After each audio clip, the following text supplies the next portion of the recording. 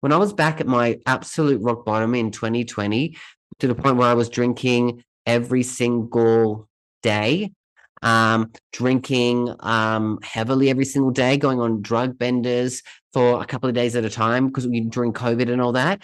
Like, I was literally rock bottom there. And I just know that, like, it took one decision for me to say, look, no, I can't do this anymore. This is enough is enough. I've been doing these moments like this for years and years and years. It's getting worse and worse and worse. If I don't change now, I may not be here.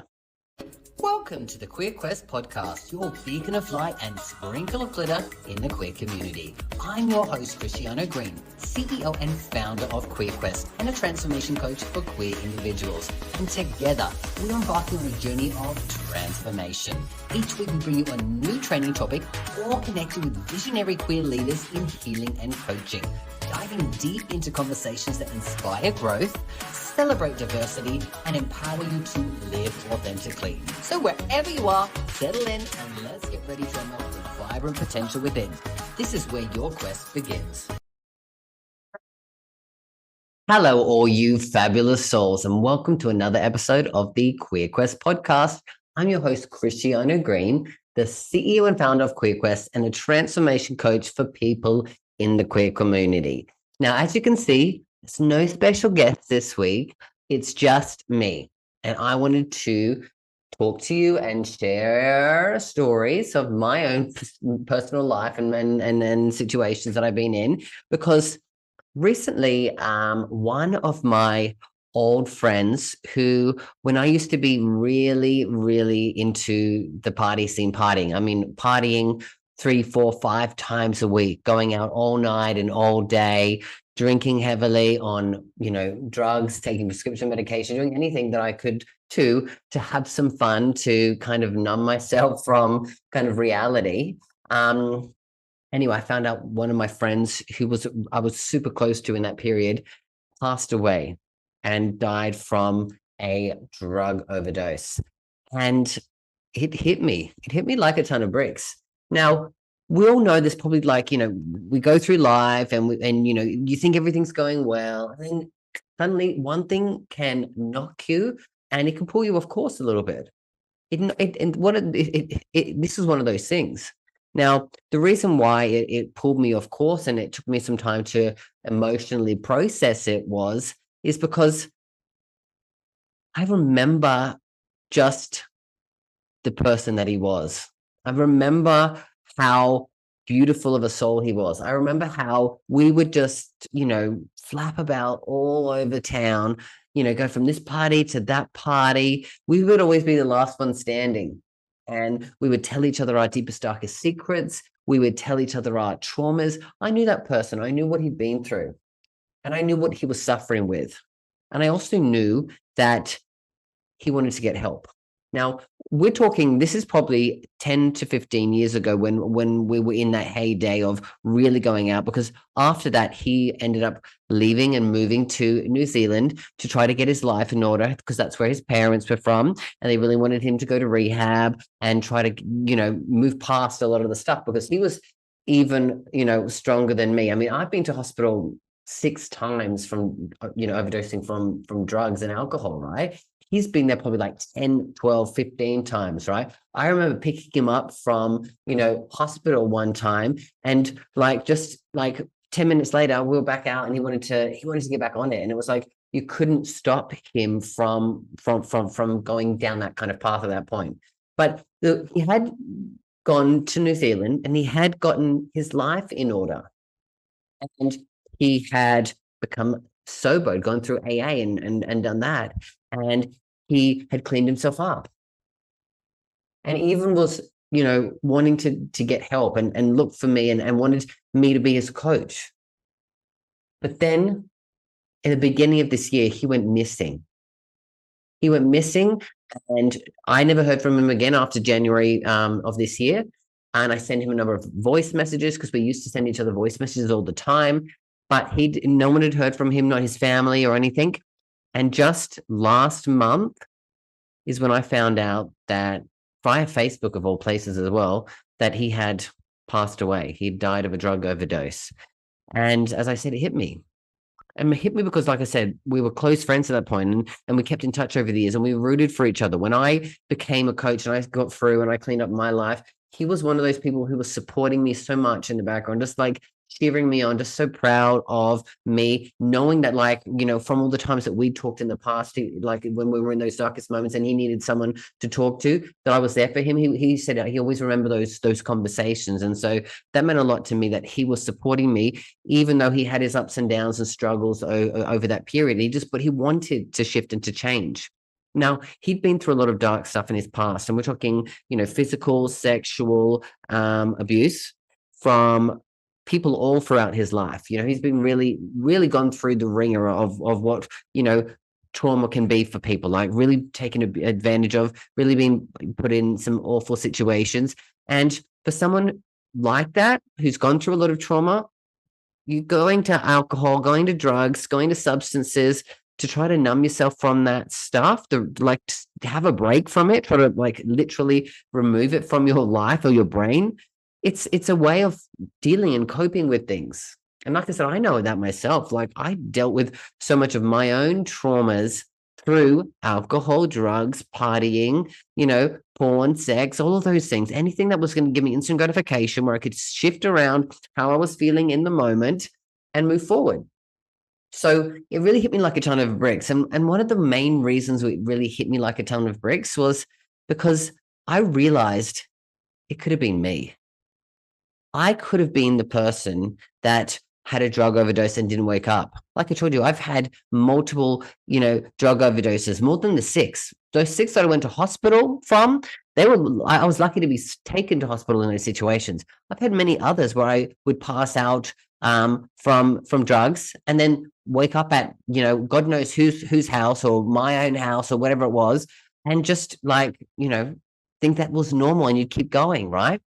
And maybe this is what, I don't know the ins and outs of the details of my friends as to, what he was taking at the time, and the situations of that.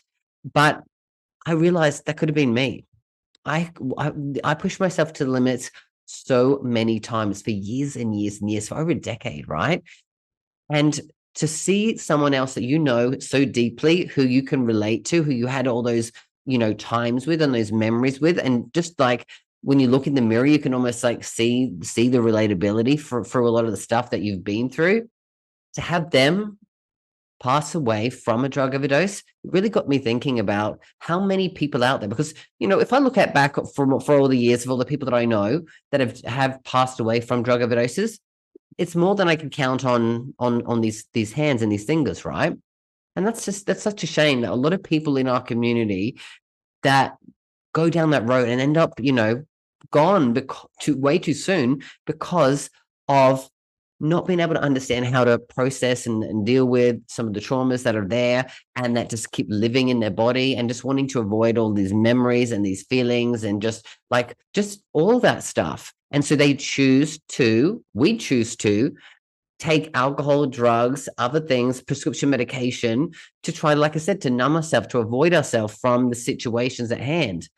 And again, it only takes one time where you take too much to the point where you can't come back from it.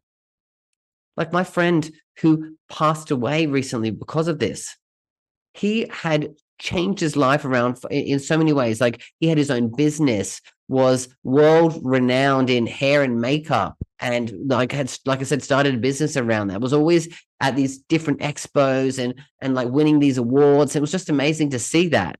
And he had his own house and his own car, and like was moving forward in those directions to be able to have a bigger life and better life for himself.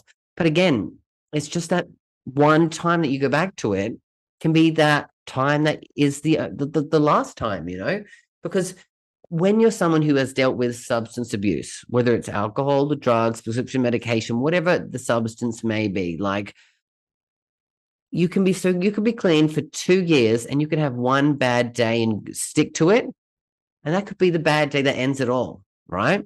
Which is like really scary to think about, right? Like, you have gone and you've overcome all of these things, and you have one bad day, and that could be the end of it. Or you could have one bad day and life could go on. Or you could have one bad day and it relapses to the point where one day turns into 5 days, turns into 2 months, 3 months, and then bam, like I said, I don't know the ins and outs of my friend's situation, but I do know from experience and from my own journey and from helping so many people in this, community, that it's usually never just that one time. It's usually there was the one time it led to, okay, I think I can handle this, or whatever story we tell ourselves, and then it gets back to the point where it is way too much again, right? To the point where you are taking things on a regular basis, and sometimes, like I said, taking too much. And who knows what else where your body's at, what else you're mixing it with. Because again, I know that he was on a lot of different antidepressants and those kinds of medications, and mixing things like that, all of those concoctions together can really be lethal, and of course in this situation it really was. So to think that it could have been me really made me realize, like, in life, it really just takes one decision to completely change your life. Are you ready to embark on a journey of transformation that's uniquely yours? Welcome to QueerQuest, the world's first and best personal development platform created by and for the queer community. Imagine a space where your authenticity isn't just accepted, it's celebrated. A place where you can grow, learn, and thrive alongside a vibrant community that understands you. At QueerQuest, we're more than just a platform. We're a family. Connect with like-minded individuals, share your stories, and empower each other to reach new heights. Our tailored courses are designed to address the unique experiences of the queer community, from self-love and confidence building to career advancement and beyond. We've got you covered. It's time to step into your power and transform your journey. Join us today at courses.queerquest.vip, see what we're all about, and sign up to begin your quest. When I was back at my absolute rock bottom in 2020, to the point where I was drinking every single day, drinking heavily every single day, going on drug benders for a couple of days at a time because during COVID and all that, like, I was literally rock bottom there. And I just know that, like, it took one decision for me to say, look, no, I can't do this anymore. This is enough. I've been doing these moments like this for years and years and years. It's getting worse and worse and worse. If I don't change now, I may not be here. And if I didn't change then, I probably wouldn't have been here, because again, it was progressively getting worse and worse and worse. And of course, as I was earning more and more money, I was able to spend more and more and more on things, right? And so I can imagine that for me, it would have meant that I would have done more and more and more. And I could have been, like I said, at a point where I didn't wake up as well. So me making that decision in that moment where I was at my absolute rock bottom to say, look, no, I can't do this anymore. I need to change. And I went and I got myself sorted out, and I cleaned up myself from alcohol and stopped taking drugs, and really just focused on, going through and dealing with the inner stuff, like doing so much healing, doing so much growth, just like really understanding and learning and getting coaching and therapy and, all of the different modalities that I've done, doing plant medicine, all of that stuff throughout the years helped me to really uncover the stuff, unpack it, and really learn more about myself and really unload that. So it's like no longer an issue for me. Of course, there are moments where it still has, I realize, okay, like that's still there in this moment here. And then I can work through that, right? I can work further into it. But, if I didn't do that, where would I be? And that's the question that I want you to ask yourself. Is like, what is the one decision in your life that when you look back, you go like, it only took one decision and one choice that I made, and my life is now completely different because of it, right? I made the choice to clean myself up and to not use these substances as a way to deal with the trauma, the pain, the hurt, the anger, all of those things that were bottled up within me, right? Because really what would happen is actually, instead of trying to avoid them, usually what would happen is when I get to the point, I would explode at some point there, or afterwards on the come down, you would just feel awful and you just have to keep drinking to try to forget it. And so you would constantly be utilizing something as a substance to try to survive and to get by and to cope with the anxiety and all of that stuff, right? Just hearing it all, I need to sigh a little bit, because it's like, I just remember every single day waking up with anxiety. And I'm talking severe anxiety to the point no one even knew this because like I was so good at hiding it. But like I had to literally talk to myself to get myself out of bed and out of the house some days. Because I was just that I was like, you've got this, you can make it through. And I have to really self-talk myself to get out so I wouldn't, so that people wouldn't know and said I could survive, right? But like I said, and sometimes, like I said, I have to come home after work and be like, oh my God, I'm glad I'm home. And what would I do? Oh, God, it's been a hard day. I need a drink. And I'd have a bottle of wine or whatever it was. So it is a cycle. And I'm so glad I've gotten out of it. But I just want people to know that you might be out there listening and you might be one of those people who's still utilizing or you're struggling or it's been a moment where like you have tried and maybe you failed or you're thinking of, trying to drink again or to take drugs again or whatever it is, like wherever you're at, just know that what's the one decision right now that you can make that could completely change your life or move you forward? And what support do you need in that decision that you want to make to get there? Because I didn't get here on my own. I didn't get to a place where I now help hundreds of queer people all over the world, right? And turn my life from like an absolute mess to now like turn that into a message and support other people, right? Because I'd struggled so much, I didn't want other people to struggle as much. And I knew that if they were struggling, how can I support people? Because like, I know that that's really where my skills lie and my passion lies is communication, is leadership, is supporting people, is like counseling, is therapy, is coaching, right? Those are the skills that I've learned throughout all of my life. And being a super empathetic person, I understand, how these things operate and how people operate, because like I said, I've done the learnings, but I've also been someone who's been, explorative and curious and like intrigued by understanding like why did that person do that? Or why did I do that? Or what made me say that? Or, what can I do to move past that? How can I learn from that? Right.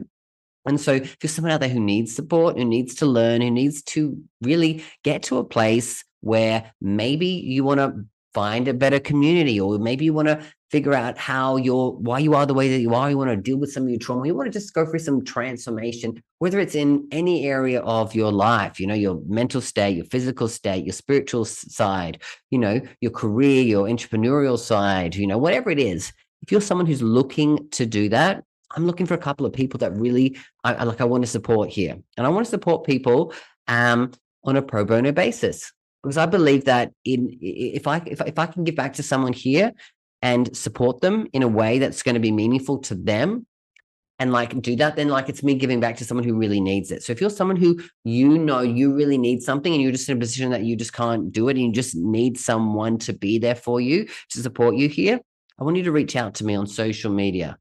Send me a message, send me a private message, right? I'm going to only take on a couple of people. So I might ask you a couple of questions to make sure that you're the right person for sure.